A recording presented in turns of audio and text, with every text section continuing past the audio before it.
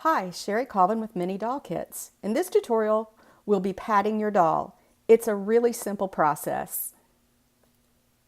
You're going to need your assembled kit, some cotton yarn,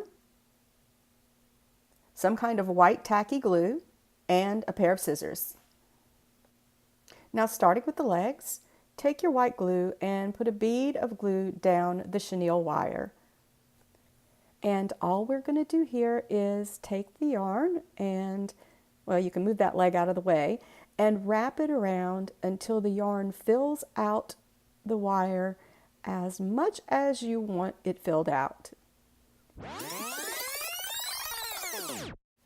Once you're finished, clip the yarn, put a bead of glue on the leg, press the yarn down into the glue, and that's all there is to it. And repeat it with the other leg. You'll find that this makes the doll a lot more stable when it's standing. Now we're going to move on to the waist. This is done exactly like the legs. Take your yarn, get it in the gap between the torso and the hips, and just start winding it around. When you get it padded out enough, clip it at the back with your scissors, put another small bead of glue, and just press it down.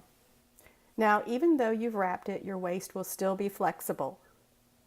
Now, moving on to the arms, put it in an upright position. It's easier this way. Place a bead of glue just like we did with the legs, and you're going to wrap yarn around it just like we did with the legs. Just wrap and wrap and wrap until you're happy with how filled out the arm is. Once you get to a stopping point, you're going to clip another bead of glue and press that down. Let it dry. And we're going to do the same thing to the other arm. So that's a very basic method for padding your doll.